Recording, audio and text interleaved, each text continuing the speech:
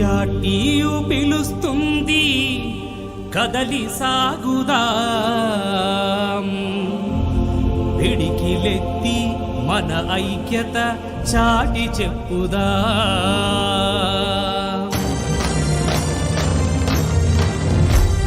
పియాటియు పిలుస్తుంది కదలి సాగుదాం, పిడికిలెత్తి మన ఐక్యత చాటి చెప్పుదాం. పియాటియు పిలుస్తుంది కదలి సాగుదాం, పిడికిలెత్తి మన ఐక్యత చాటి చెప్పుదాం. గర్జించే సింహంలా కలిగిన నైజం, గర్జించే సింహంలా కలిగిన నైజం, ఉపాధ్యాయ మిత్రులకు చూపెను ధైర్యం.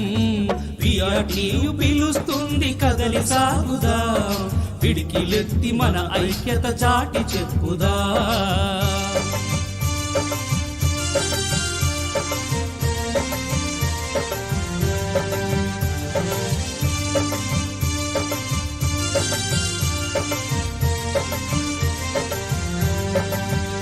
పిఆర్సీ గురించి, డిఏల గురించి ఈ లక్ష మంది ఉపాధ్యాయులకే కాదు, ఉద్యోగ ఉపాధ్యాయ పెన్షన్స్ మొత్తాన్ని ఈ సమస్య 8 లక్షల మంది సమస్య.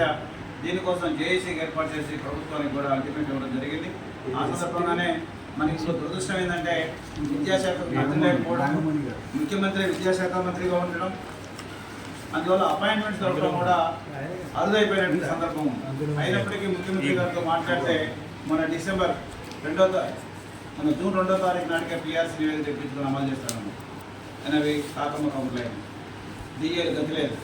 ఓకే, పిఆర్సీ డిఏలు అడుగుతుంటే టీచర్లకు మధ్యాహ్నం భోజనం పెడతారంటే క్యాబినెట్ ఆమోదం తీసుకుంటాం. ఎవరు అడిగాడు మధ్యాహ్నం భోజనం? మనకి అల్పాహారం పెట్టమని ఎవరు అడిగాము?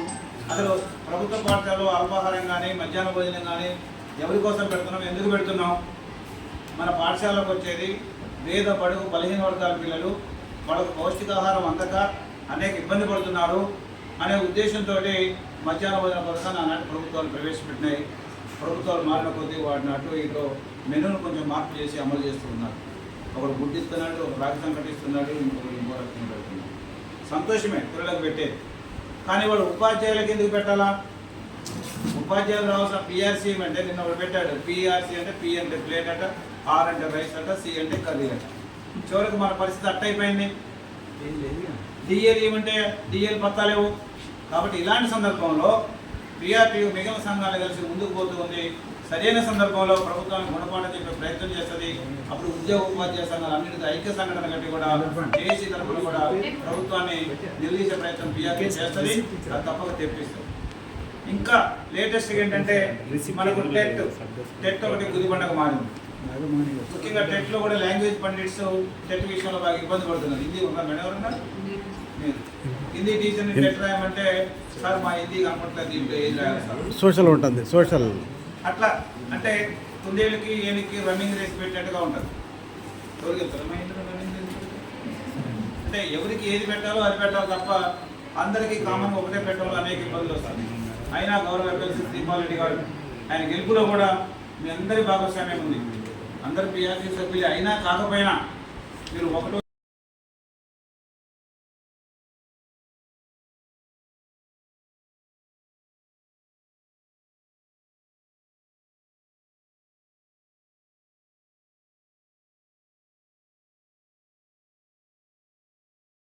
చంద్రబాబు నాయుడు అయినా సరే, రాజశేఖర రెడ్డి అయినా సరే, ఎవరి దగ్గరికైనా అపాయింట్మెంట్ లేకుండా నేరుగా పోయి జీవోలు తెచ్చినటువంటి చరిత్ర పిఆర్టీకి ఉంది.